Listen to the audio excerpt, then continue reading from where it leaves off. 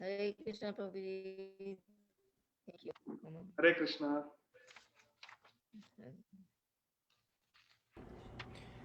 Hare Krishna, everyone. We'd like to welcome you all to a brand new program here from ISKCON Atlanta, the midweek program. Thank you to all of you who have joined in. We're really humbled by this really good response, and we're really excited to introduce this new program. As most of you may know, we have been doing our virtual Sunday programs beginning at the beginning of 2021, and we have had immense success thanks to every single one of you and also our wonderful speakers who have been enlightening us with such valuable knowledge. Um, Given the inspiration that you have all given us, we have created this program, hopefully for those of you with different schedules or those of you who want to hear more on specific, deeper topics, such as our topic for today. Today marks the beginning of our first series here on this program, The Nine Processes of Bhakti. And today we are extremely grateful to His Grace Adi Gadadhar Prabhu. He's one of our own here in Atlanta who will be speaking on the first process of Bhakti, Shravanam. Just a short introduction on Prabhu. He is a long-standing devotee and a disciple of His Holiness Radhanath Swami. He is the congregation director here, and I think most of you may know him. Once again, Prabhu, thank you so much for being here today, and we're really excited to hear from you. Over to you, Prabhu. Thank you so much, Karthik Prabhu. Thank you for organizing this very wonderful program so that we keep hearing about Lord Krishna, not only on the weekends, but even during the weekdays. And this will also give this Wednesday satsang will also give opportunity to many of our congregation devotees speak Krishna Katha. We'll get started, dear devotees. And the topic for today is the nine processes of bhakti service, with specific focus today on Shravanam, the process of hearing. So we will get started with our Mangalacharan. ॐ अज्ञानतिमिरन्धस्य ज्ञानाञ्जनशलाकया चक्षुरुन्मिलितं येन तस्मै श्रीगुरवे नमः। श्रीचैतन्यमनोभीष्टं स्थापितं येन भूतले स्वयं रूपा कदा मह्यं ददाति स्वपदान्तिकम्। वन्देऽहं श्रीगुरो श्रीयुतापदकमलं श्रीगुरून् वैष्णवांश्च श्रीरूपम् साग्रजातां सहगणा रघुनाथान्वितं तं सजीवं साद्वैतं सावधूतं परिजनासहितं कृष्णचैतन्यदेवं श्रीराधा कृष्णपदान् सहगणा ललिता श्रीविशाखान्वितांश्च नमः। ॐ विष्णुपादाय कृष्णप्रेष्ठाय भूतले श्रीमते भक्तिवेदान्त स्वामी निति नामिने नमस्ते सारस्वते देवे गौरवाणी प्रचारिणे निर्विशेष शून्यवादी पाश्चात्य देशतारिणे वाञ्छाकल्पतरुभ्यश्च कृपा सिन्धुभ्य एव च पतितानां पावनेभ्यो वैष्णवेभ्यो नमो नमः। नमो महावदान्याय कृष्णप्रेम प्रदायते कृष्णाय कृष्णचैतन्य नाम्ने गौरात्मिसे नमः। हे कृष्ण करुणा सिंधो दीनबंधो जगत्पते गोपेश गोपिका कांत राधा कांत नमोस्तुते तप्त कांचना गौरांगी श्री राधे वृंदावनेश्वरी वृषभानुसुते देवी प्रणमामि हरिप्रिये। जय श्री कृष्ण चैतन्य प्रभु नित्यानंद श्री अद्वैत गदाधर श्रीवासादि गौर भक्त वृंद। हरे कृष्णा कृष्णा कृष्णा हरे हरे, हरे राम राम राम हरे हरे। हरे कृष्णा कृष्णा कृष्णा हरे हरे, हरे राम राम राम हरे हरे। हरे कृष्णा कृष्णा कृष्णा हरे हरे, हरे Ram Ram Ram Hare Hare. Hare Krishna. So, dear devotees, our topic for today is this whole series of classes that we have organized It is Navavidha Bhakti, the 9 processes of devotional service. And today we will be discussing about the first process, that is Shravanam. So in Grantharaj Srimad Bhagavatam, which is the spotless Puran, and it is the ripened fruit of the entire Vedic gamut of knowledge. Srimad Bhagavatam is the crest jewel of all knowledge that exists. And in Srimad Bhagavatam, in the 7th canto, which was one of the favorite sections of Srimad Bhagavatam of Sri Chaitanya Mahaprabhu and Sri Gadadhar Pandit, in this section of 7th canto, if we go to chapter number 5, Srimad Bhagavatam 7.5, and we go to verse number 23. Srimad Bhagavatam 7.5.23, Shri Prahlad Maharaj, he instructs, Shri Prahlad Uvacha, Shravanam Kirtanam Vishnu Smaranam Pada Sevanam Archanam Vandanam Dasyam Sakhyam Atma Nivedanam. And Srila Prabhupada translates, I'm going to read out a translation to all of you. Prahlad Maharaj said, hearing and chanting about the transcendental holy name, form, qualities, paraphernalia, and pastimes of Lord Vishnu, remembering them, serving the lotus feet of the Lord, offering the Lord respectful worship with 16 types of paraphernalia, Shodasa Upchar, offering prayers to the Lord, Vandanam, becoming his servant, Dasyam, considering the Lord one's best friend, Sakhyam, and surrendering everything unto the Lord, Atma Nivedanam. In other words, serving him with body, mind, and words. These 9 processes are accepted as pure devotional service. So Prahlad Maharaj has said that the purpose of our life is to worship Krishna, to serve Krishna, to please Krishna. And how do we do that? By following the path of pure devotional service. And what are the different ways we can love and serve and reciprocate with Krishna? These 9 processes. And not only Srimad Bhagavatam 7.5.23, but if we go to Sri Chaitanya Charitamrit, Antya Leela, chapter 4, entitled Srila Sanatan Goswami visits Lord Sri Chaitanya Mahaprabhu in Jagannath Puri. So in Chaitanya Charitamrit, Antya Leela, chapter 4, if we go to verse number 70, Sri Chaitanya Mahaprabhu is instructing Srila Sanatan Goswami, and through Sanatan Goswami, he is instructing all of us. Sri Chaitanya Mahaprabhu says, Bhajanera madhye shrestha nava vidha bhakti Krishna prema Krishna dite dhare maha shakti. See, it is so direct. Sri Prahlad Maharaj is giving us the 9 processes in Srimad Bhagavatam, and Sri Chaitanya Mahaprabhu is saying, Bhajanera madhye shrestha. On the path of devotional service, the best, shrestha, the best processes are Nava Vidha Bhakti, the 9 types of methods of worshipping the Lord. Shravanam, Kirtanam, Vishnu, Smaranam, Pada Sevanam, Archanam, Vandanam, Dasyam, Sakhyam, Atma Nivedanam. So, on the path of devotional service, the best method are these 9 processes of Bhakti, Nava Vidha Bhakti. And what happens when we practice these 9 processes of Bhakti, or even any one of them, what happens? Sri Chaitanya Mahaprabhu says, Krishna Prem. We get Krishna Prem. And getting Krishna Prem is the purpose of life. It's the supreme aim of life. To become pure lovers of Shri Radha and Krishna. That is the goal of our life. And we can get that by following the simple 9 processes. Navavidha Bhakti. 9 processes of devotional service. Mahaprabhu says, Krishna Prem. We get Krishna Prem. Every morning before Japa we say, every devotee who claims to be a Vaishnava must guard against these 10 offenses against the holy name in order to quickly achieve the desired success. What is our desired success? Krishna Prem.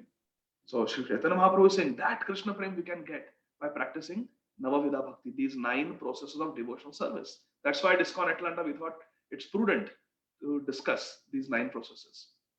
Then Mahaprabhu says Krishna Dite. We get Krishna Prem, and then what happened? These 9 processes will give us Krishna. Krishna Prapti. We will get Krishna. We get Krishna by practicing these 9 processes. Isn't that wonderful? And that's why Mahaprabhu says Dhare Mahashakti. These 9 processes are extremely powerful. So that's the second reference for Navavidha Bhakti. First was Prahlad Maharaj's teachings from 7th canto. Second is Chaitanya Charitamrita Antya Leela chapter 4. Mahaprabhu himself is saying Bhajan ero madhya shreshta navavidha bhakti. Krishna prema Krishna jita dhare mahashakti. Now let's take a third reference. This is from our Gaudiya Vaishnava songbook that Srila Prabhupada has given us. And Srila Prabhupada used to love singing this bhajan. It is called Bhajahu Re Mana Sri Nandanandana by Srila Govinda Das Kaviraj. And he says, Shravana Kirtana Smarana Vandana Pada Sevana Dasya Re Pujana Sakhi Jana Atmani Vedana Govinda Dasa Bhilashare. In this beautiful bhajan, in the very last verse, the fourth verse, he enumerates these 9 processes of devotional service. Shravana, Kirtana, Smarana, Vandana, Pada, Sevana, Dasyare. Srila Prabhupada has given us a translation. I will read it out for everyone's benefit. It is the desire and great longing of Sri Govinda Das to engage himself in the 9 processes of bhakti, namely hearing the glories of Lord Hari, Shravana, chanting those glories, Kirtana, constantly remembering the Lord, Smarana, offering prayers to him, Vandana, serving the Lord's lotus feet, Pada Sevana, serving the Lord in the mood of a servant, Dasya, worshipping him with flowers and incense, Archana, Pujana, serving him as a friend, Sakhyam, and completely offering oneself to the Lord, Atma Nivedana. So this is from Govinda Das Kaviraj. Govinda Das Kaviraj was the brother of Ramchandra Kaviraj, who was the dearmost friend of Shri Narottam Das Thakur. Ramachandra Sangamage Narottama Das. This Ramchandra Kaviraj was the best friend of Narottam Das Thakur, and he was a dear disciple of Srinivas Acharya. So his brother was Govinda Kaviraj, also a disciple of Srila Srinivas Acharya. So Govinda Kaviraj wrote this bhajan, Bhajahu Re Mana Shrinanda Nandana Abhaya Charanara Vindare. And with Ramchandra Kaviraj, he sent this bhajan written on a leaf to Vrindavan for Srila Jiva Goswami, the Shiksha Guru of Srinivas Acharya, to take a look and approve or disapprove. And Srila Jiva Goswami liked this particular bhajan so much that he sent a message for Govinda Kaviraj to Ramchandra Kaviraj that go and tell your brother that I really like this bhajan, Bhajahu Re Mana Shrinanda Nandana, and tell him to write more such bhajans and send it to me in Vrindavan so I can relish them. So our Jiva Goswami has given a stamp of approval for this bhajan. So Govinda Kaviraj also is talking about the 9 processes of devotional service. So now the question is, now we understand the importance of these 9 processes based on the 3 references we discussed, Srimad Bhagavatam, Chaitanya Charitamrita, and our Gaudiya Vaishnava Acharya's songbook. Now the question is, how do we practice these 9 processes of devotional service? What if I told you, dear devotees, that our beloved, revered founder Acharya, Om Vishnupada Paramhams Parivrajaka Acharya Ashtottara Shata Shri Srimad Abhay Charana Arvinda Bhaktivedanta Swami Maharaj Srila Prabhupada has given us a very simple way how each and every one of us, whether we are new devotees or experienced devotees, whether we are initiated or we are not yet initiated, whoever we may be, whether we are Indian or American, whether we are educated or not so educated, whether we are rich or not so rich, whoever we may be, we can practically follow and execute these 9 processes of devotional service, Navavidha Bhakti, every single morning within 2.5 hours. How do you like that? How do you like this proposal? Every morning, if you can devote 2.5 hours, you will please Srila Prabhupada, all our Acharyas, you will please Sri Chaitanya Mahaprabhu, and you will please Sri Radha and Krishna. How do you like this proposal? In 2.5 hours, every single day, we can do all these 9 processes. So what are the 9 processes? Shravanam Kirtanam Vishnu, Smaranam Pada Sevanam, Archanam Vandanam, Dasyam Sakhyam Atma Nivedanam. Now let us see how we can do this. And this Srila Prabhupada has given us as part of the morning program. So every morning, let us start with Kirtanam. So in the morning, we chant our japa. And Srila Prabhupada said, you chant in a way that you can hear it clearly. Hare Krishna, Krishna Krishna, Hare Hare, Hare Ram, Ram Ram, Hare Hare, Hare Krishna, Krishna Krishna, Hare Hare, Hare Ram, Ram, Hare Hare. What is this? We are chanting it loudly, like Srila Haridas Thakur used to do. So we can hear it, we get benefit, And anyone, any plants, insects, trees, birds, other people around us, they can also hear. And these sound vibrations of the Hare Krishna Mahamantra are all auspicious for the entire universe, for the entire environment, for the ether. Otherwise, when we talk mundane gossip, we are polluting ether, and ether is one of the 8 energies of Krishna. Bhumir apo nalo vayur kham manobuddhi revacha ahankara ityam me bhinna prakriti ashtala. So kham is ether. It is the sound vibrations that we are producing. So instead of polluting the ether, what if a devotee is chanting in Brahma Murga, Hare Krishna, Krishna Krishna, Hare Hare, Hare Ram, Ram Ram, Hare Hare. How wonderful it is. How pleased our acharyas will be with us. So Kirtanam is happening every morning. We take our Tulsi Mala and we chant the Hare Krishna Mahamantra loudly in an audible way for 2 hours. So Kirtanam is taken care of. Then Smaranam. So before starting our japa, we do Achaman. Om Keshavaya Namaha, Om Narayanaya Namaha, Om Madhavaya Namaha, and then Om Govindaya Namaha. And then to purify ourselves, we touch water, join our hands, bow down our head in front of Krishna, either deity. If we don't have a deity, then we can have a photograph of our Gaur-Nitai, Jagannath, Baldev, Subhadra, Radha, Madan Mohan. We look at their lotus eyes. I personally like to look at the big lotus eyes of Jagannath, and we can chant Om Apavitra Pavitro Va Sarvavastha Angato Biva Yah Smare Pundarikaksha Sabhaya Antara Shuchi. From outside and inside, within and without, we become Shuchi, we become cleansed. If you remember, Yah Smare Pundarik, if you remember the lotus-eyed Lord, Pundarik Aksha, lotus-eyed Lord, we become purified.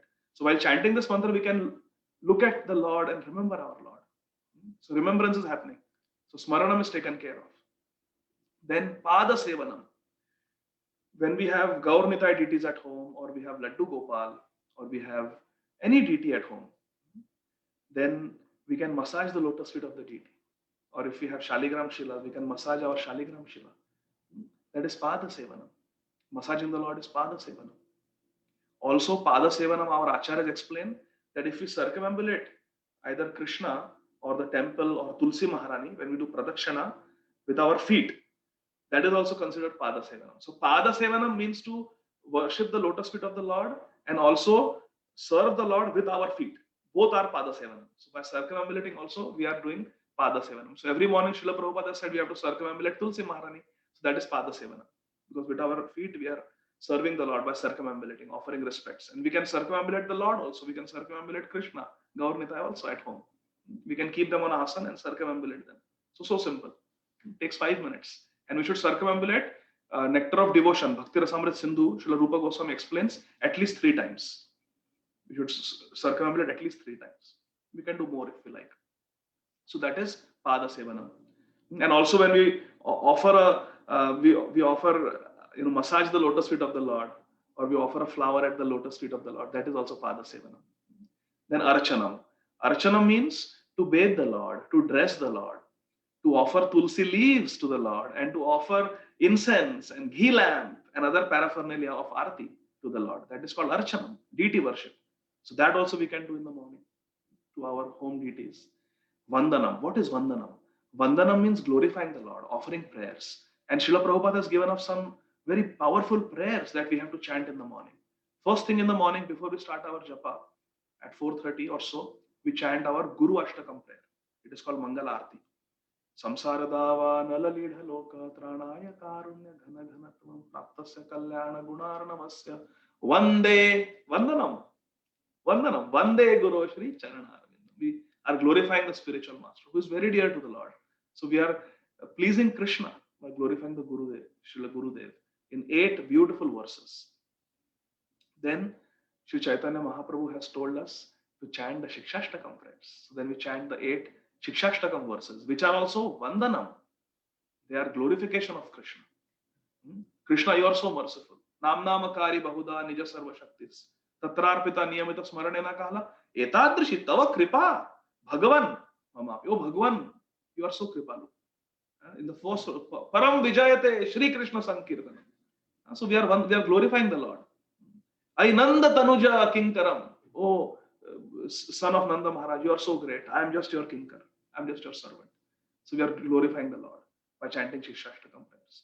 And Kaviraj Goswami mentions in the last chapter of the Ante Lila of Chaitanya Charitamrita, Prabhura Shikshashtaka Shloka Jai Padhe Shune Krishna Prema Bhakti Tara Bade Dine Dine.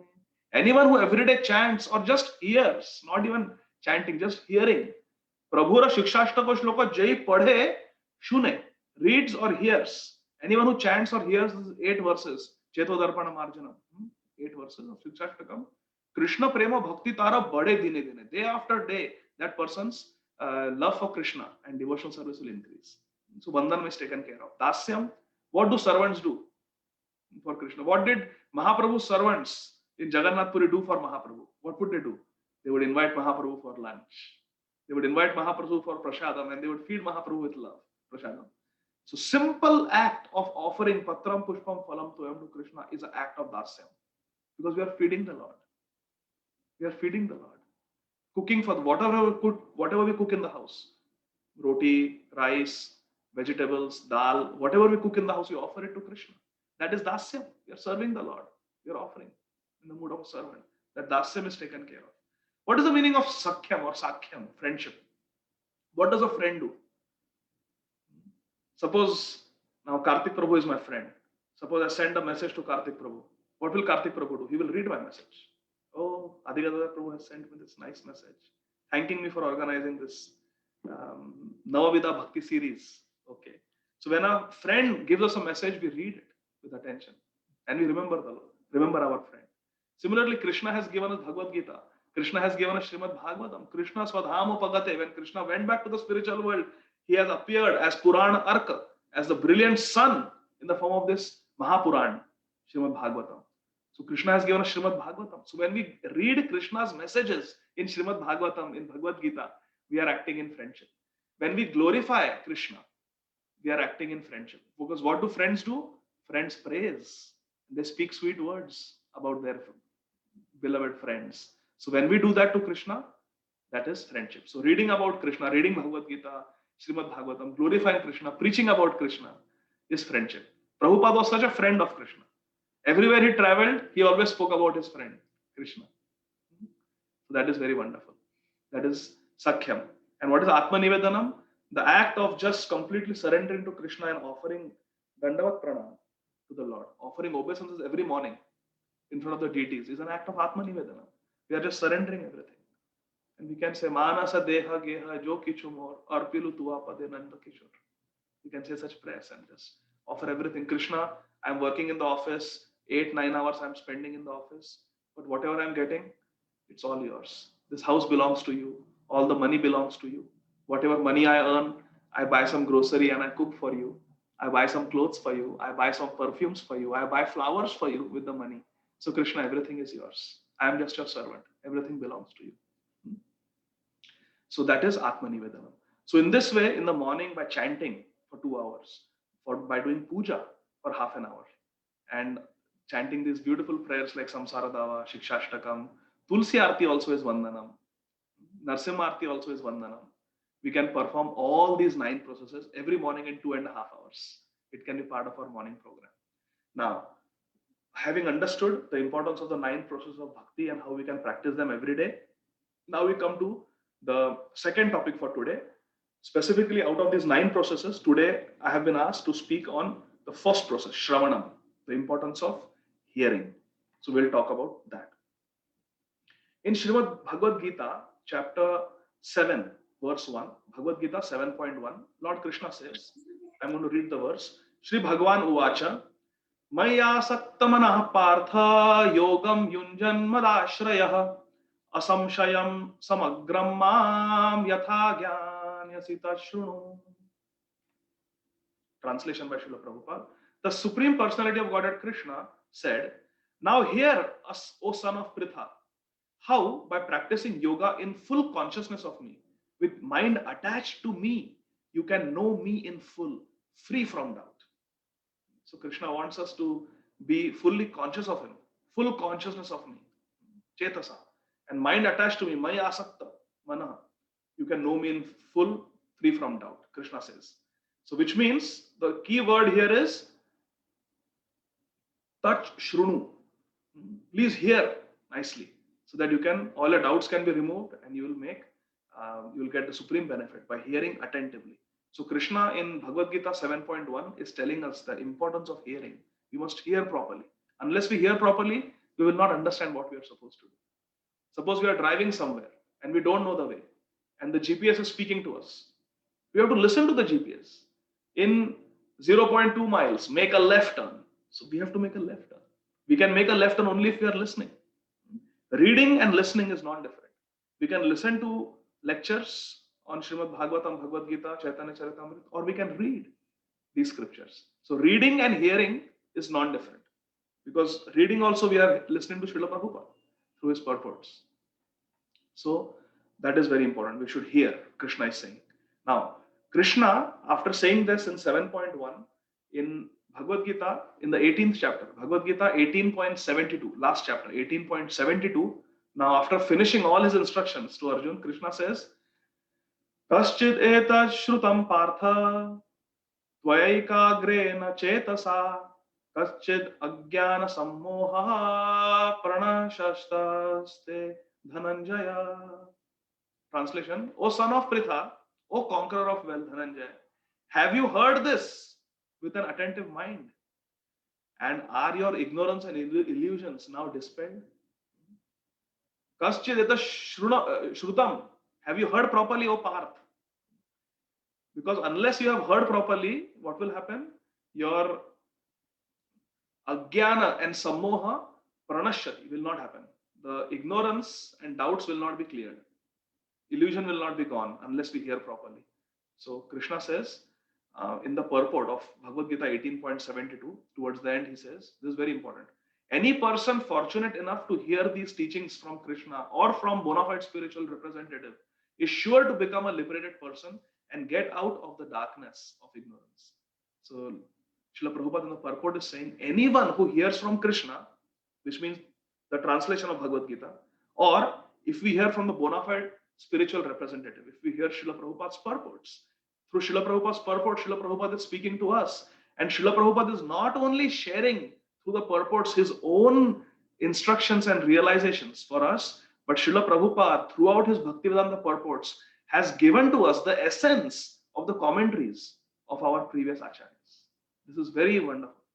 Bhagavad Gita, he quotes extensively from Srila Baldev Vidyabhushan and Srila Vishwanath Chakravarti Thakur's commentaries on Bhagavad Gita. In his Srimad Bhagavatam purports, he draws extensively from Jiva Goswami, Sanatan Goswami, from Sripad Vallabhacharya, from Vishwanath Chakravarti Thakur. So many great acharyas. So by reading Srila Prabhupada's books, we are getting the essence of the instructions of all these acharyas. Then in Srimad Bhagavatam, first canto, chapter 2, verse number 17, Bhagavatam 1.2.17. There's a very famous verse. Shrunvatam swakatha Krishna punya shravana kirtana hridantasto hyabhadrani vidhunoti surhitsatam. I'll read a translation. To hear about Krishna from Vedic literatures or to hear from him directly through the Bhagavad Gita is itself a righteous activity. And for one who hears about Krishna, Lord Krishna, who is dwelling in everyone's heart, acts as Suridam, the best wishing friend, and purifies the devotee who constantly engages in hearing of him. In this way, a devotee naturally develops his dormant transcendental knowledge. Vidhunoti Surit Satam. Krishna will Vidhunoti, he will cleanse us. What will he cleanse? Abhadrani, all the inauspicious things. And Krishna will make us purified. When? Shrunvatam Swakatha Krishna. If we hear from Krishna or we hear about Krishna. Shrunvatam means Shravanam, to hear. Now, we will go to Sri Navadvip Dham. Navadvip Dham has got 9 islands. Because we want to talk about Shravanam. Navadvip Dham has got 9 islands. There is one of the 9 islands is called Simant Dweep. And Simant Dweep represents Shravanam. There are 9 islands in Navadvip, and all the 9 islands represent one of the processes of the 9 processes of devotional service. And Simant Dweep represents Shravanam. Why is that? Srila Bhaktivinoda Thakur explains in Navadvip Dham Mahatmya. He says that once Srimati Parvati Devi, who is also one of her names is Vaishnavi, She has many names. She's called Durga, she's called Kali, she's called Bhairavi, she's also called Vaishnavi because she's a very great Vaishnavi. She's a very great devotee of Krishna. And she is the wife of the Param Vaishnava, Shambhu, Shambhu Mahajan, our Lord Shiva, the greatest devotee. Vaishnava naam tha Shambhu. So what was Vaishnavi and the Pradhan Vaishnava doing together? Pradhan Vaishnava Mahashay, our Lord Shiva, was speaking Krishna Katha and Parvati Devi was doing Shravanam. She was hearing. That's why Simantadvip is called, it represents Shravanam. So once in Kailash, Lord Shiva was speaking Krishna Katha and Parvati Devi was eagerly listening. Srimati Parvati Devi requested Lord Shiva, her eternal husband, that please tell me about the different incarnations of Krishna. So Lord Shiva in great bliss, Srila Bhaktivinoda Thakur writes, he started describing the different avatars of Krishna. And then he said, do you know, Devi, very soon in Kali Yuga, Krishna is going to appear as Sri Gauranga Mahaprabhu. So Parvati Devi said, please tell me everything about this. Where will he appear? What will he do? How will I recognize him? Can we participate in his Leela? Will you participate in that Leela? So Lord Shiva says, yes, I will participate and you will also participate. Now listen. In Bharatvarsh, there is a very beautiful dham called Navadvip Dham. And in that dham, Sri Gauranga Mahaprabhu will appear in the beginning of Kali Yuga, in the early phase of Kali Yuga. And he will start the Nam Sankirtan movement and he will give Krishna Prem to one and all. And Kali Yuga, which is the most contaminated Yuga, will become the most glorious period in history by the mercy of Sri Gauranga Mahaprabhu. So both of us are going to participate. I am going to be Advaita Prabhu and you are going to be Yoga Maya. You are going to be my wife, Sita Thakurani. So, but you must go now to Navadvip and perform austerities so that Gauranga Mahaprabhu gives you darshan.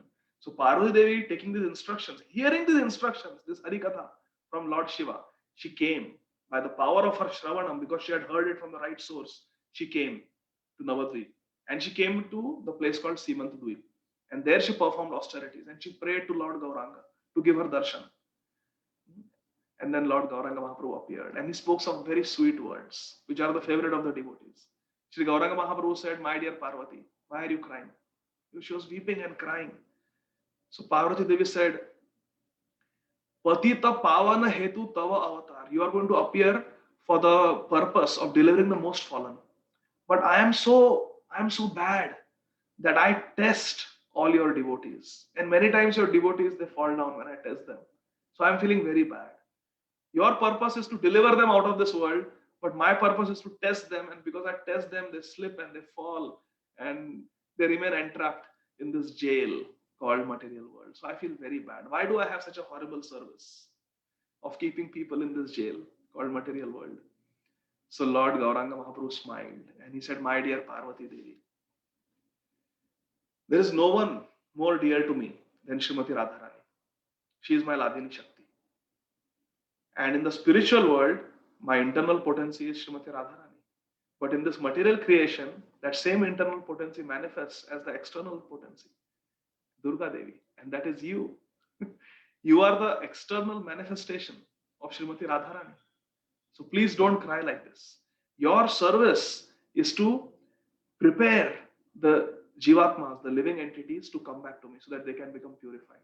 So please don't cry. Be happy. And very soon I will appear here and you will also get to participate in my Leela. You will get to see my Leelas. You will get to see my dancing. You will get to hear the Nam Sankirtan movement. So be very happy. Do you have any other desire? So Parvati Devi was in bliss. She said, Mahaprabhu, I just want to take the dust of your lotus feet because now you will come after so many years. Till then, what will I do? So give me the dust of your lotus feet. I want to put it on my head. So then Parvati Devi took the dust from the lotus feet of the Lord Gauranga Mahaprabhu and put it in the center of her hair, where the hair parts, which is called Simant. So because this pastime happened here, that place is called Simantadvip, where Parvati Devi put the dust from the lotus feet of Gauranga Mahaprabhu. So again, because why did Parvati Devi get such a good fortune of getting the dust and darshan of Gauranga Mahaprabhu? It was because she heard about the pastime. She inquired about the avatars and she heard from a pure devotee like Lord Shiva. And on the power of that hearing, she got darshan of Mahaprabhu. So we should hear from the right person like Parvati Devi did. What will happen if we hear from the wrong source? Our spiritual life will be destroyed. What is the example? Now we are all reading Ramayana because Ramanavami is coming. There is one very good example in Ramayana of what we should not do. How Shravanam should not be. Shravanam as it should not be. And that example, and this is something that I really like to meditate upon. It is the example of Ravan. Ravan heard about the physical beauty of Srimati Sita Devi from his younger sister Shurpanakha. And because Shurpanakha was a materialistic lady, she was evil, because he heard Sita Katha from Shurpanakha, Ravan, he was completely polluted. And he got afflicted with the raging disease of lust. If he would have heard about Srimati Sita Devi from Vibhishan or from Hanumanji, he would have offered obeisances to Srimati Sita Devi. Oh, you are the worshipable Devi. Dandavat Pranam. But because he heard it from Shurpanakha, he heard about the beauty of Srimati Sita Devi from Shurpanakha, and he became very lusty. He became afflicted by lust, which is a disease. Hridaya Rog, it is a disease of the heart. And he wanted to have Sita Devi for himself. Just see. Because he heard from a contaminated person. Shurpanakha herself was contaminated. Why Shurpanakha was contaminated? Because Shurpanakha wanted Ram for herself without Sita. So Shurpanakha also wanted to separate Ram and Sita. She wanted Ram without Sita. And Ravan wanted Sita without Ram. Just see. And their brother Vibhishan wanted to bring Ram and Sita together. Therefore, he is a devotee. So we should hear from the right source.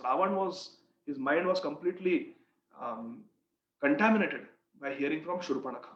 Another example from Ramayana is Kaikeyi. Kaikeyi loved Ram and Sita. She gave her own palace to them. But when she heard from Manthara, she heard the katha from Manthara, all the intrigue and the conspiracy, this and that, her mind was contaminated and polluted.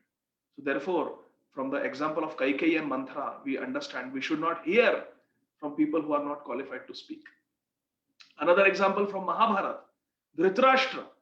Dhritarashtra had two Mahajans as his advisors. Hare Krishna. Think about this. Dhritarashtra Maharaj is the son of Vyasdev. First of all, he is son of a Mahajan.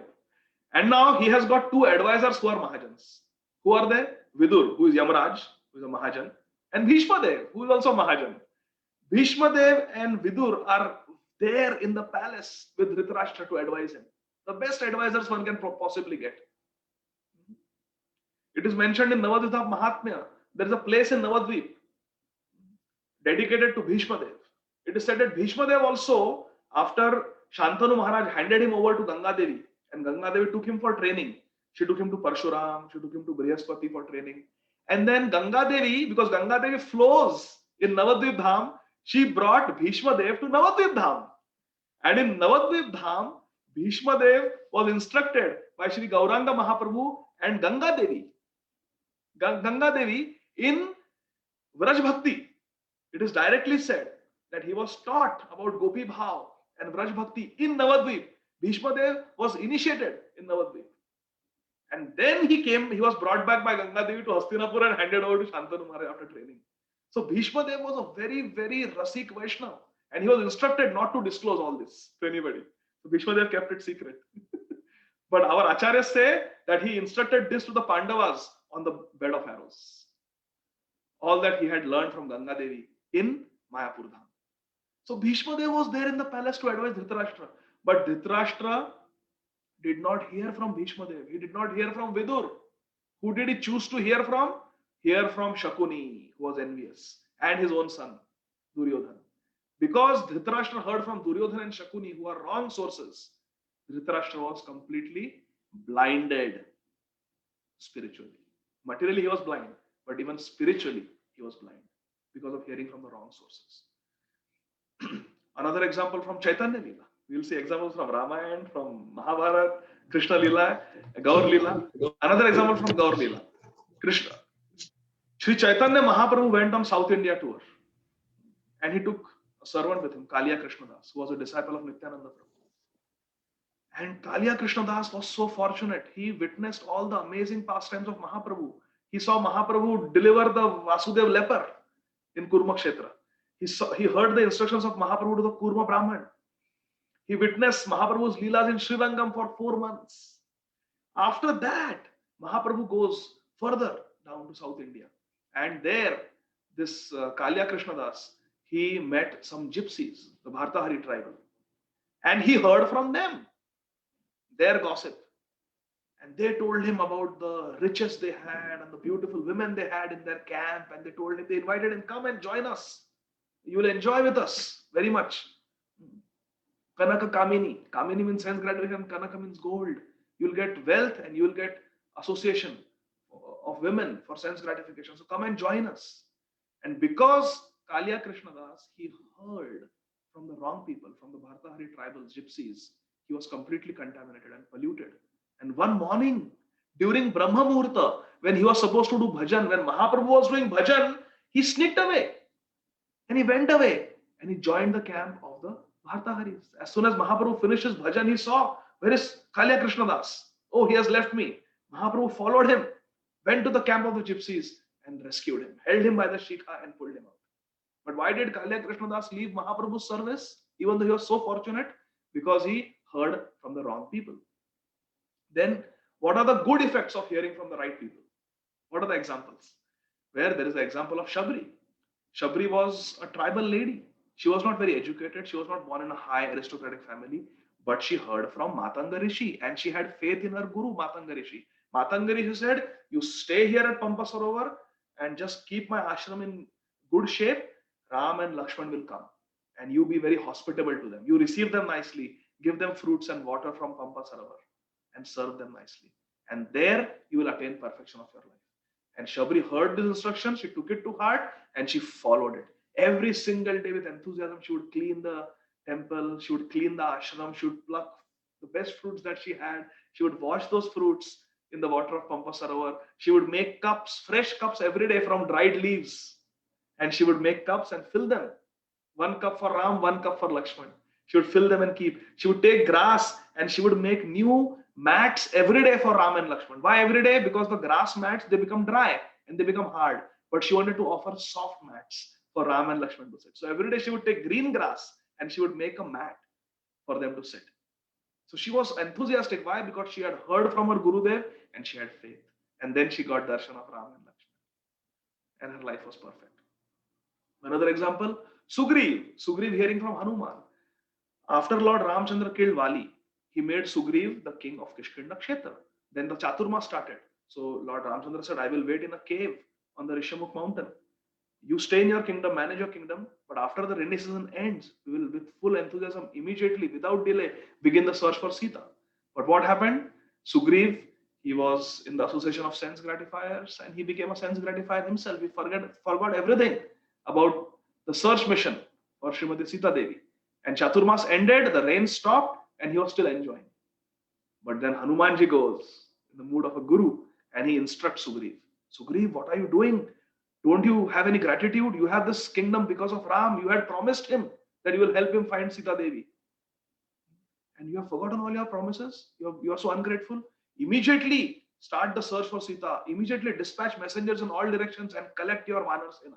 Everyone should be ready so we can begin the search. So Sugriv woke up from his slumber, spiritual slumber, and immediately got ready to prepare to serve Lord Ramchandra. And when Lakshman came in a very angry mood to take stock of the situation, what is happening? What is Sugriv doing? Fortunately, because Sugriv had heard from Hanuman and he had started the preparations, he was forgiven. Otherwise, Lakshman would have killed him.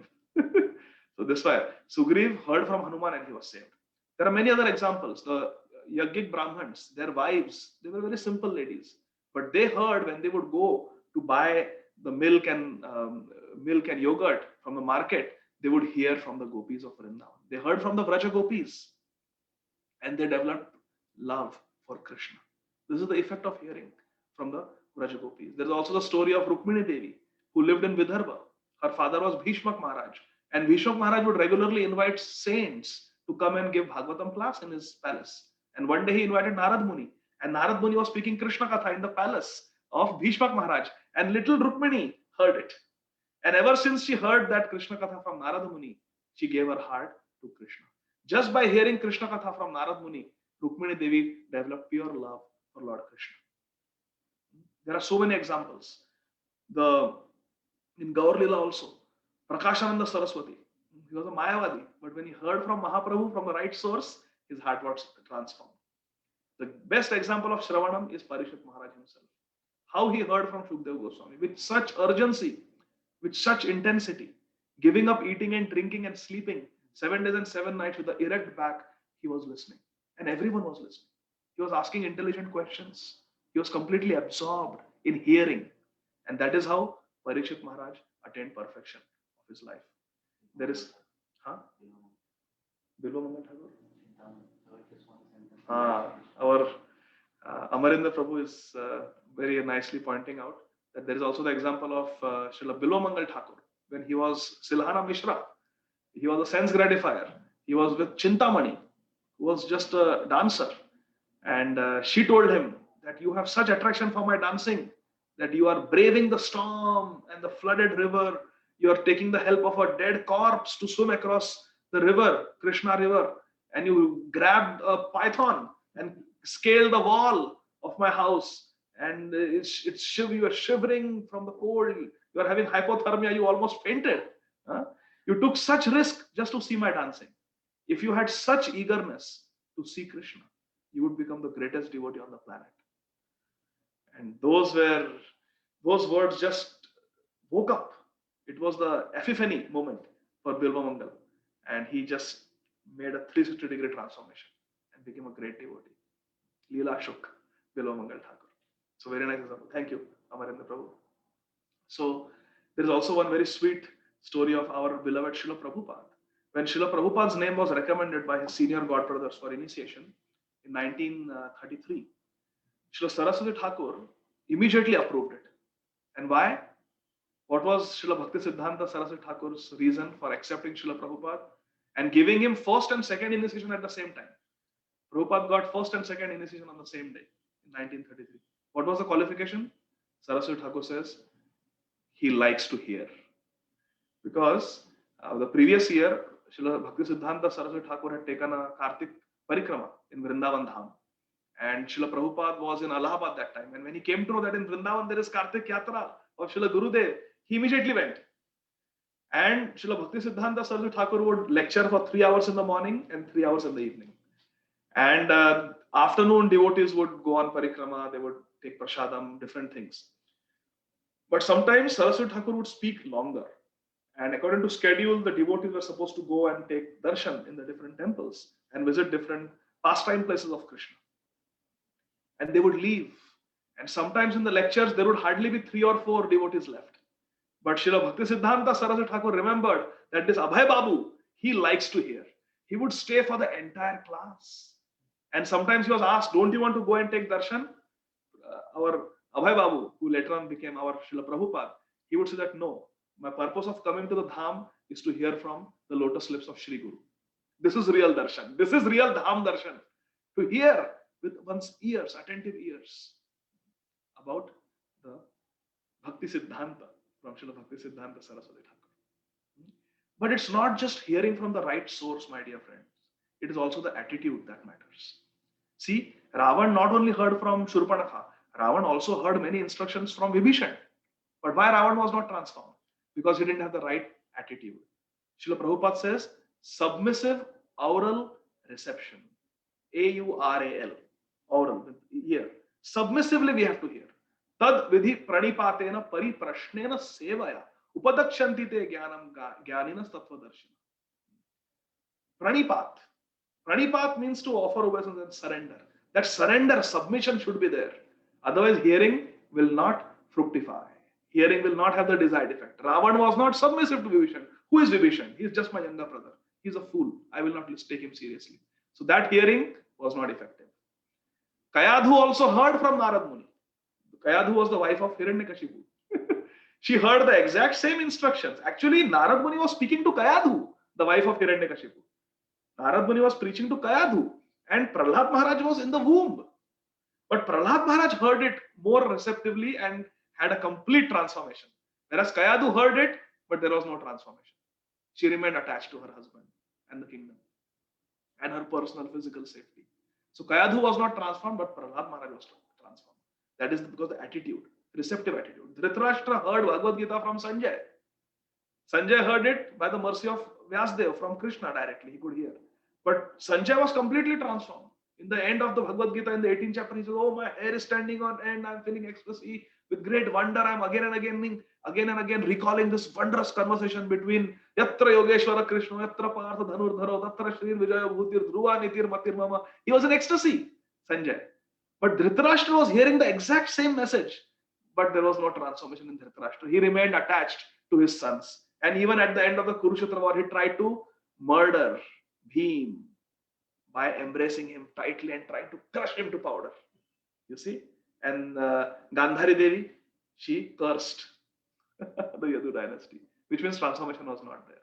But Sanjay was transformed. So attitude matters. Gopal Chakravarti in Gaur Leela, he heard the same Nam Mahima class from Haridas Thakur that Raghunath Das Goswami heard. Raghunath Das Goswami was a young boy. And Haridas Thakur came to Chandpur, where the Majumdars lived, and in their house he was asked to give a class on Harinam. So Haridas Thakur was glorifying Harinam, that even Namabhas, even the semblance of chanting, even if you chant it neglectfully, offensively, unknowingly, involuntarily, Hari, you chant once the name of Lord Hari, you can get liberation. Even Namabhas can give liberation. And this Gopal Chakravarti was a Gyani. And he was so attached to liberation. He said only after deep study and lot of Gyan you can get Mukti. And here Haridas Thakur is saying just by Namabhas you can get Mukti. So Gopal Chakravarti did not like to hear that. And he opposed and he fought with Haridas Thakur. We don't have time to discuss the whole story. But Gopal Chakravarti was not transformed by the Harikatha of Haridas Thakur because he was not receptive. Whereas Raghunath Das Goswami, for him, it was a transformational moment. And that day he gave up his heart to Mahaprabhu and to the process of Nam Sankirtan. The Beatles, they heard from Srila Prabhupada, isn't it? But not all four of them were not transformed. Only George Harrison took it seriously. So if you read Lilamrit, all of them were invited. All of them came, they sat, all of them asked questions. But it was George Harrison who heard with submission. He was receptive. Therefore, he transformed. So what is real hearing, my dear friends? What is real hearing? Remember the acronym, you are audience. Audience means one who hears. You are audience. You, like umbrella, are, like Radharani, and A, like Achyuta or Adhokshaja. So, and you like Urukrama. So you are A, you are audience. You means, what is real hearing? It is understanding. You means understand. So when we hear Harikatha, we must understand what is being spoken. If we don't understand something, we should ask. That is proper hearing. You means understanding. R means we should remember what we heard today, which means we must take notes. Raghunath Das Goswami was speaking Gaur Leela for 3 hours every evening at Radhakund. And Kaviraj Goswami used to take notes. He used to take notes. So real, even Swarup Damodar Goswami, Raghunath Das Goswami, they used to take notes. They used to take notes when Mahaprabhu would discuss his esoteric concepts of Shuddha Bhakti with Ramananda Raya and Swarup Damodar Goswami. So taking notes so that we remember, or at least taking mental note and reflecting on it, remembering it again and again, so we don't forget. Srila Prabhupada remembered what was spoken by his Guru Maharaj. In those days, there was no ISKCON Desire, there was no YouTube, there was no tape recorder when Saraswati Thakur spoke Harikatha in the 1930s and Srila Prabhupada heard. But Srila Prabhupada remembered. There was a very great, exalted disciple of Srila Prabhupada, His Divine Grace, Srila Bhakti Pramod Puri Maharaj.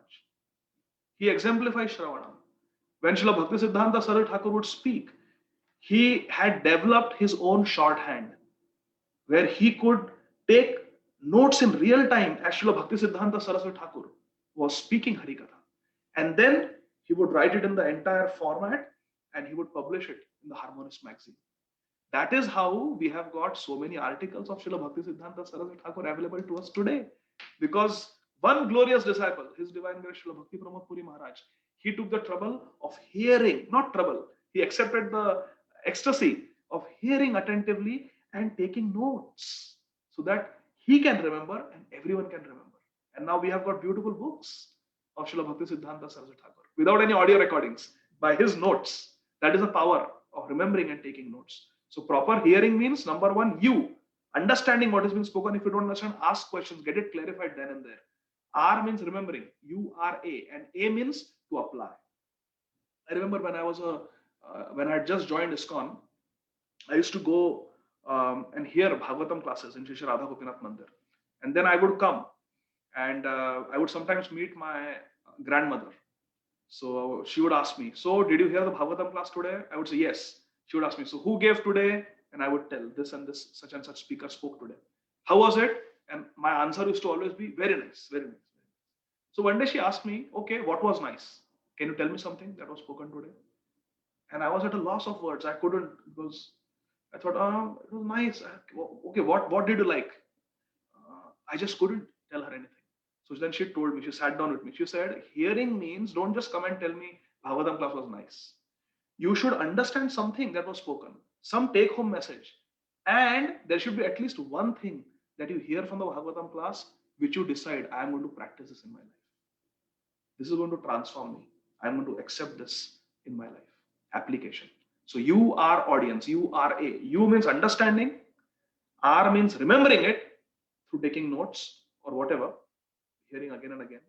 And A means to apply it. Hearing has no meaning. I repeat, Shravanam has no meaning if it doesn't transform us. If we don't apply it, we discussed so many examples. Ravan heard from Vibhishan. What was the use? No use. Dhritarashtra heard so much complaining and advising by Bhishma Dev and Vidur. What happened? Nothing happened because he didn't take it seriously. So hearing has absolutely no meaning unless and until we accept it and apply it in our life. So that is very important. It should lead to transformation. Now, how not to hear? There is the example of King Kansa. Kansa Maharaj, he heard that Akashvani, that divine sound, that 8th child of Devaki, your sister, is going to kill you.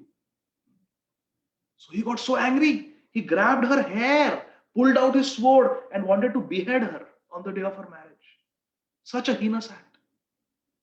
He is a Maharathi, Kshatriya, and she's just a little abla, she's just a little sister. She's a lady, helpless. How can you kill her with a sword like that? It's inhuman, it's atrocious, it's disgusting. And he wanted to do it because he just reacted to what was told. 8th child of Devaki, your sister, will be the cause of your death. And now he wants to immediately kill his sister. Now, similar news came to Parikshit Maharaj, who exemplifies Shravan, who is the ideal listener. He got a news through some sources that Shringi has cursed you, that 7 days from now, you will be bitten by Takshak bird and you will be killed, you will die. Now let us contrast King Kansa and King Parikshit. Both are kings, both of them are given a notice, a death notice. Kansa is told, 8th child of Devaki will kill you. Now Devaki is just getting married, she has no children, which means 8th child means at least Kansa has 8 years, because every pregnancy is at least 9 months and the child will be born.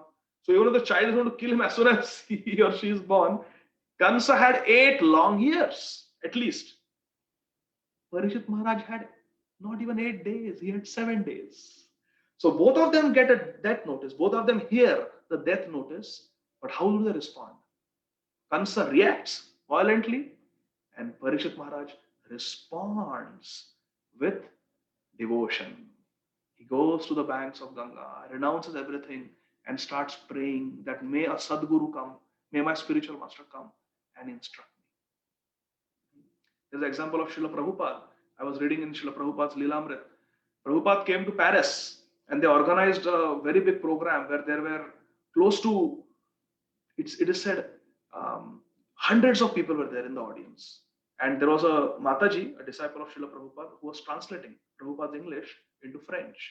And Prabhupada was giving a lecture, so packed auditorium. There were several hundred people there. And they were listening. Many students also were there. And the devotees arranged a nice Vyasasana for Srila Prabhupada on the stage. And Srila Prabhupada was speaking. And Srila Prabhupada said that just like if there's a criminal in France and it does some crime, the French government will punish that person. Similarly, there is the divine government created by God. And if we break the laws of God, then the law of karma will punish us. And some section of the audience, they started yelling and speaking bad words to Srila Prabhupada. Because at that time there was some political unrest going on in France, and citizens did not like the French government. They started criticizing Prabhupada, boo, boo, boo. They were shouting, and they were shouting bad words in French. Srila Prabhupada looked at his disciple, I think it was Jyotirmai Devidasi. He said, what are they saying? And she just said, Prabhupada, they don't like what you're saying. They didn't like the example you gave because they don't like the government. So Prabhupada said, you may like or you may not like the government, but the government of Krishna will act on you. It is a fact. You have no choice. You can avoid the government of this country, but you cannot avoid the government of Krishna. Then one man stood up and he yelled at Prabhupada. He said, Swami, one thing I would never do is sit like you on that elevated seat and allow people to touch my feet and ask people to bow down to me. I am not egoistic like you. That is something I will never do. And when he said that loudly, the entire audience, they started supporting him, they started clapping, and they started shouting at Prabhupada, come down, come down, come down.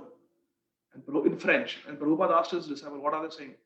She said, Prabhupada, they're asking you to get down from the Vyasasana and sit on the floor. Prabhupada spoke authoritatively, very loudly in the microphone. Srila Prabhupada said, if you understand the science of God, then all of you can also sit on the Vyasasana and speak.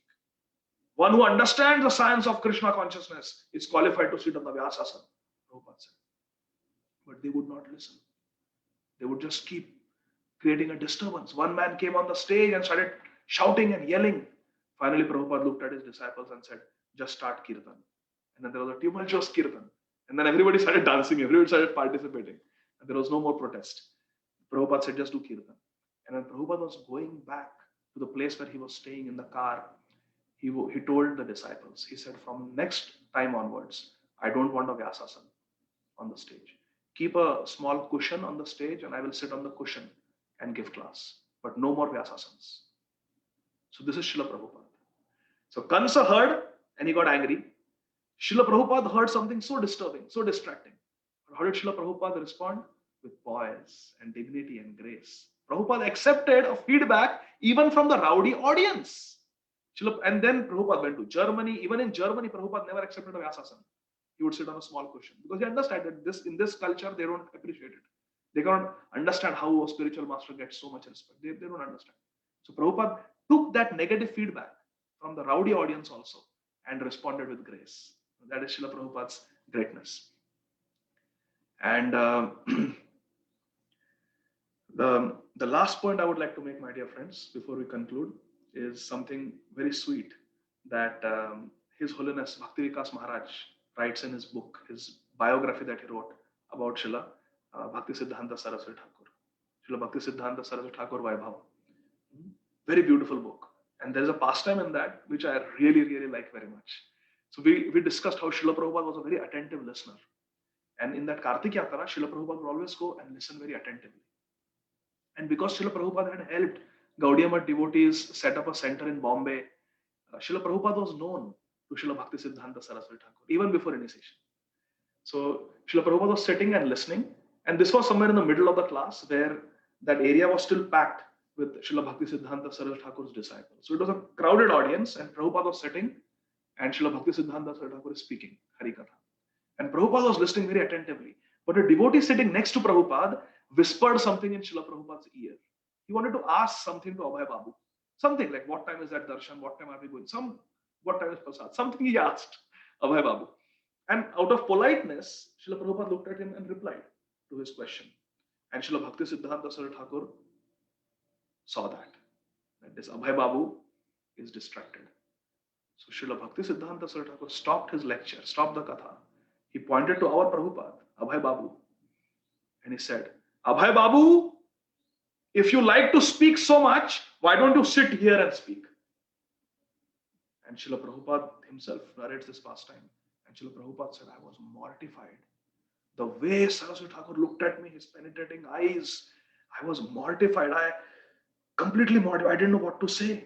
And I just begged forgiveness. and attentively started listening. But when I read this first time, I was thinking that there is a deeper meaning also to this. By telling Abhay Babu, why don't you come and sit here and speak?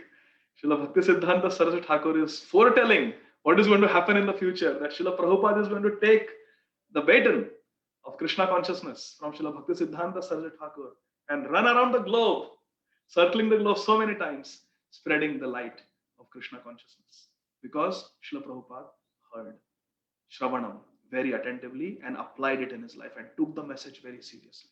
Whether it was hearing from Saraswati Thakur at Ulta Danga Road in Calcutta, the first meeting in 1922, or whether it was during the Vrash Parikrama in 1932, whether it was during initiation in 1933, or whether it was 1936 on the banks of Radhakund in Sri Vrindavan. Wherever, whatever Srila Prabhupada heard, or whether it was the last letter that Srila Bhaktisiddhanta Saraswati Thakur wrote in December of 1936. Whenever, wherever, whatever Srila Prabhupada heard from Srila Bhaktisiddhanta Saraswati Thakur, he never forgot. That is hearing. To understand as it is, to remember it as it is, and to apply it as it is. That is perfection of our life. Thank you very much. Hare Krishna. Srila Prabhupada ki jai. Are there any questions or comments? Hare Krishna Prabhu. Thank you so much for the class. I do see one devotee who has raised his hand, Vamsi Dihari Prabhu. Prabhu, if you like, you can go ahead and unmute yourself and go ahead and ask the question, please. Hare Krishna Prabhuji, Dandvat Pranam. Hare Krishna. Hare Krishna, Vamsidhari Gopal Prabhu. Dandvat Pranam. Yeah. So Prabhuji, I have a couple of questions, like if you can answer. So my first question is like a person like me, like who is very new to Krishna consciousness. So how we should hear? So for example, like we are so fortunate that we have so many options to hear, like so many great speakers are here in our parampara and also like in current time. So how do we hear? Because I hear that we need to hear Prabhupada also, we need to hear Guru Maharaj, and then we have so many other great speakers. And I like to hear, but again, the time is the essence, like couple of hours, 3 hours every day, whatever time I can spend on hearing. So, and again, according to my level, because sometimes, frankly speaking, like I'm sure I'm not making any offense or anything, but sometimes like when I hear some classes, like if it is too high, then after hearing, like I kind of become depressed, you know, that okay, no hope, like I'm nowhere, something like that. So is there any way you can suggest so that it help me when I hear that to the second part where you said that we can apply the URA more effectively? And second part of my question is that about that A part, like the application after hearing and remembering, sometimes I feel very helpless in applying, and I know that it is because of my weakness. So how can I practice, or how can I be more, what should I say, that how can I be more like to apply, like how can I practice that I can apply what I hear? Because sometimes I feel so helpless that I hear it, I understand it, but I'm not just able to apply. Right.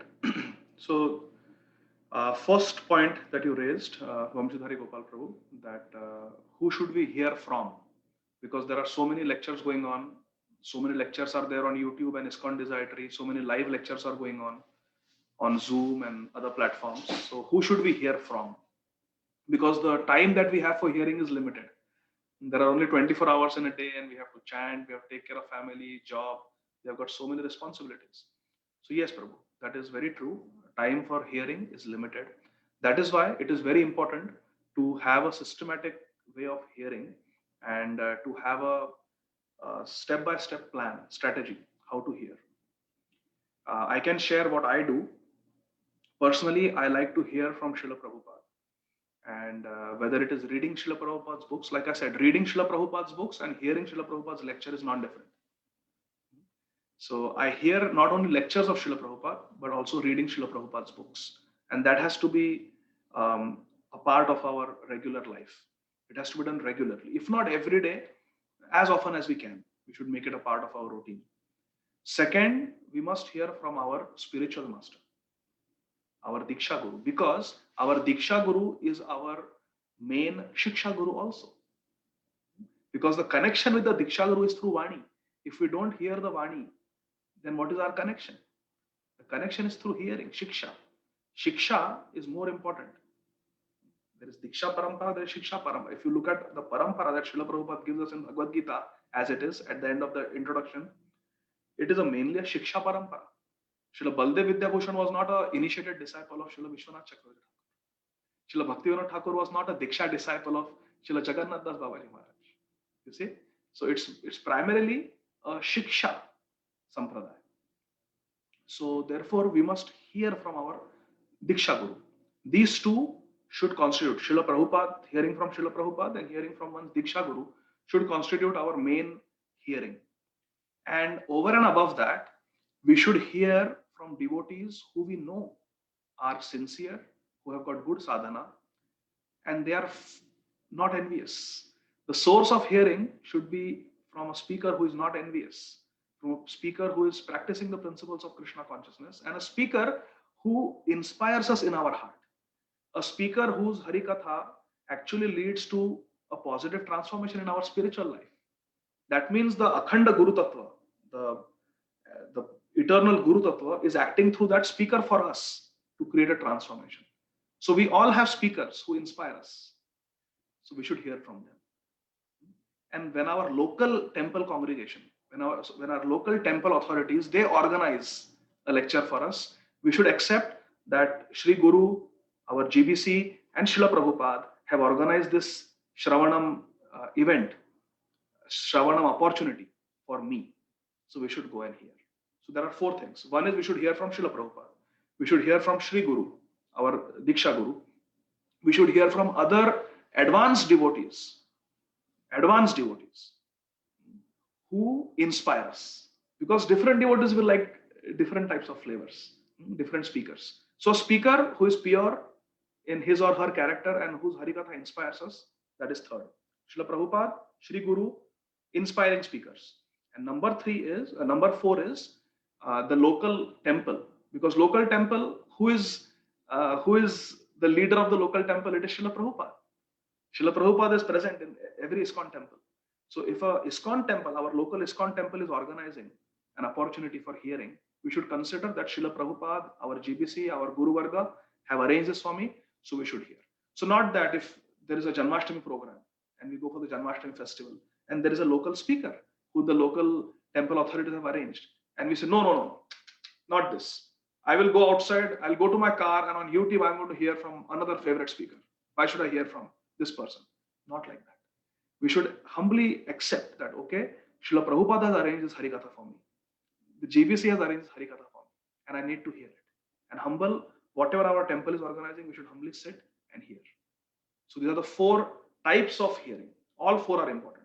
Srila Prabhupada, Shri Guru, inspiring speakers, and local temple sponsored speakers or local temple arranged speakers. This is the first question, who we should hear from. Then how to apply in our life.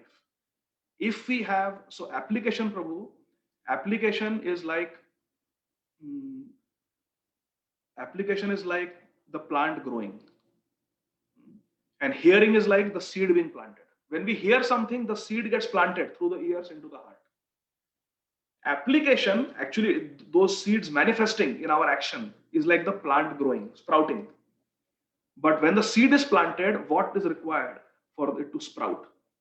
For it to sprout, it is required that we have good soil, fertile soil, and we have water. And that is our sadhana. Vaishnav Seva and humility make the soil fertile. And chanting our at least 16 rounds attentively every day, our sadhana, that is watering. That is watering the seed. And then it will sprout. Otherwise, just by hearing, we cannot apply.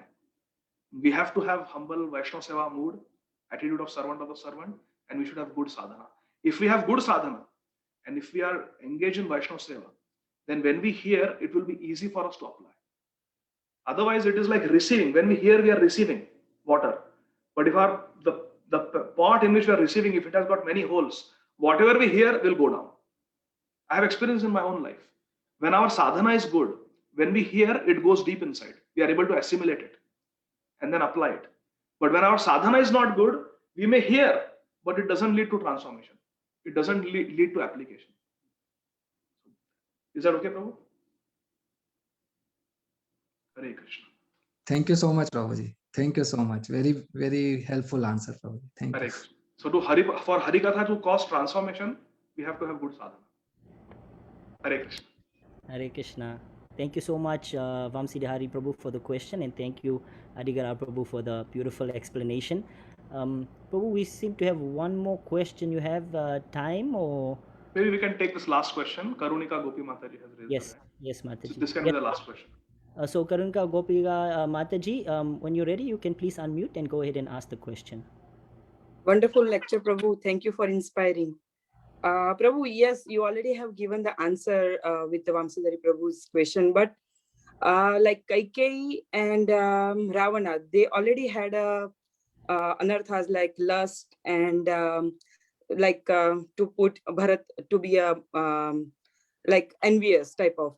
So in our normal life also, we also have some type of anarthas, like not waking early in the morning. Sometimes we feel like to sleepy mode, or sometimes we have something chaos and all normal activities. So Prabhu, you already answered that we make ourselves better by creating nice like do the sadhana pakka.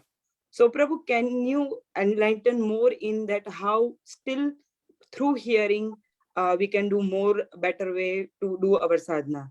Like, do you have any practical applications or any suggestions? For improving sadhana? Yes, Prabhu. For improving sadhana? For improving sadhana, what Srila Prabhupada has given us, that is the best way of sadhana. Waking up early in the morning and chanting all our 16 rounds before 7 o'clock in the morning. That Brahma Murta, between 4 and 7, those 3 hours are spiritually very powerful. So the 2.5 hours or so morning program that we discussed, consisting of Samsara Dava, then Shikshashtakam, chanting 2 hours, deity worship. And while doing deity worship, we can hear a Bhagavatam class. So 30 minutes we are doing puja, we are bathing the Lord, dressing the Lord, offering flowers, tulsi, offering water, cleaning the temple. So it takes 30 minutes typically or more. So during that time, we can play one lecture. So Bhagavatam class hearing is also happening. So by the time we finish puja, we do arti, our chanting is over, Mangal Arti over, Shikshashtakam is done, hearing is done. So like that. So having a 2.5 hour of morning program and keeping that time aside just for spiritual activity every day, 7 days a week, including weekends, I have found that is the best way to do the program, because that's how Prabhupada taught us. When Srila Prabhupada was there, everyone would attend the morning program, beginning with Mangal Arti, Tulsi Arti, Shikshashtakam, chanting for 2 hours, Bhagavatam class, isn't it? Guru Puja. So the best way to do sadhana nicely is to do it first thing in the morning, between 4 o'clock and 7 o'clock. Then after 7 o'clock, we are available for any service. We are available to the whole world. But before 7 o'clock, no messages or WhatsApp, Facebook, no email, just for Krishna. So like that, we have to make a schedule. Now, someone may have time till 8 o'clock. They may go to work at 8 o'clock. So then they can adjust accordingly. Some may go to work at 6:30, or their office call may start at 6 o'clock. So we have to adjust accordingly. But we have to give 2.5 to 3 hours in the morning for our morning sadhana. All of us, every single day. That is the best way. Because afterwards, we cannot chant properly. In the daytime, Ladini Mataji, Srila Prabhupada's disciple, she said something very nice. She said, if you want to listen to a radio, you tune into a radio station.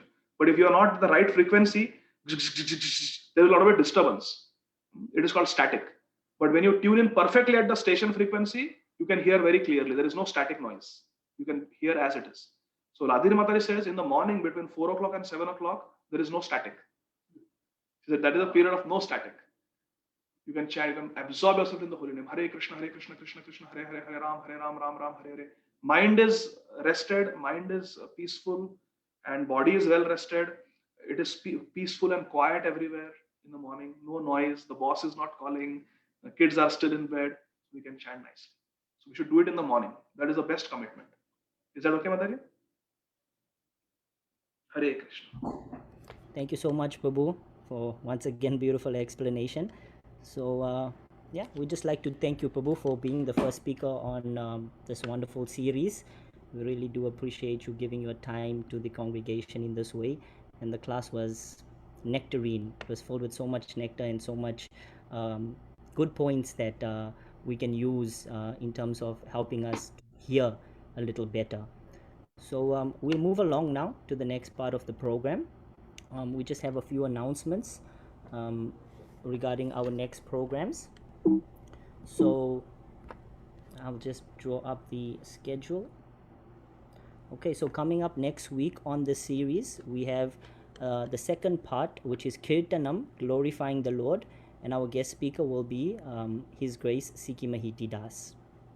So that will be happening next week, Wednesday on the 14th, and we would like to encourage everyone to please join us for that class as well.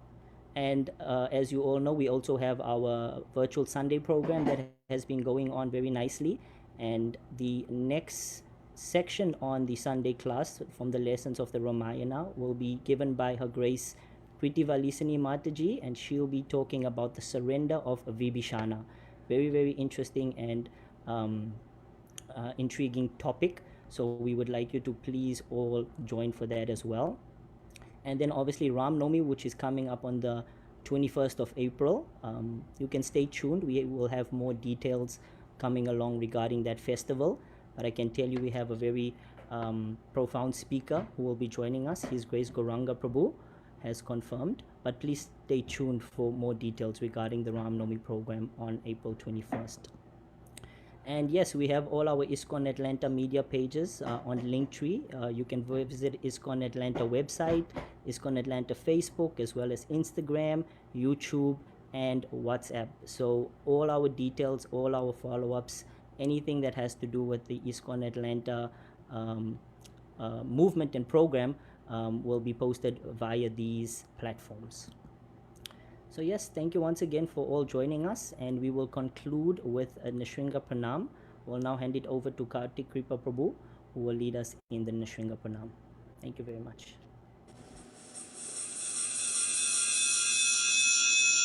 Hare Krishna.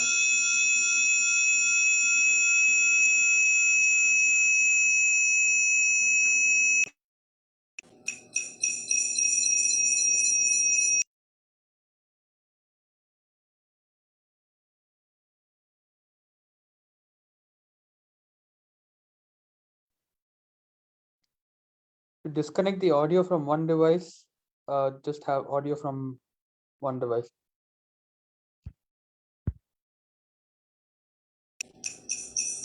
Okay. Namaste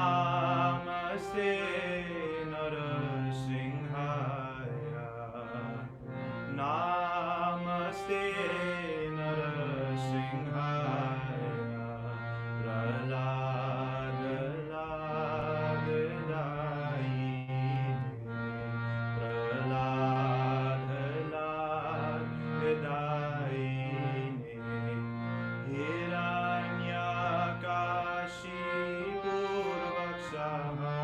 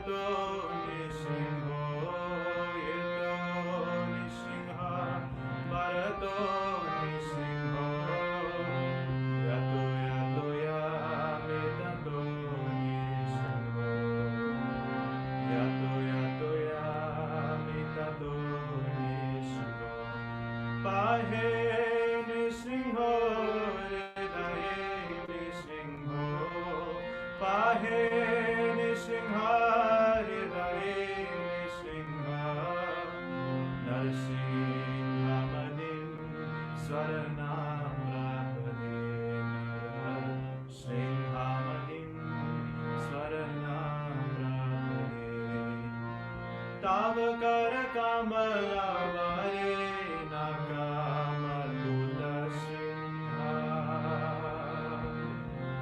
Dalita hiranyakashipu Danovindha Kesavadita Narahari Rupa Jaya Jagadisha Hare Jaya Jagadisha Hare Jaya Jagadisha Hare Tav kar kamala vare nakamaluta singha Dalita hiranyakashipu Danovindha Kesavadita Narahari Rupa Jaya Jagadisha Hare Jaya Jagadisha Hare Jaya Jagadisha Hare Jaya Nisinghadev Nisinghadev Nisinghadev Jaya Nisinghadev Jaya Prahlad Maharaj Prahlad Maharaj Prahlad Maharaj Jaya Prahlad Maharaj Nitai Gaura Hari Bol Hari Bol Hari Bol Gaura Hari Bol Nitai Gaura Hari Bol Hari Bol Hari Bol Gaura Hari Bol Jaya Jaya Prabhupada Prabhupada Prabhupada Jaya Prabhupada Jaya Jaya Prabhupada Prabhupada Prabhupada Jaya Prabhupada Nishingadev Bhagavan ki jai Prahlad Maharaj ki jai Nitai Gaura Premanande Hari Hari Bol. Let me go back.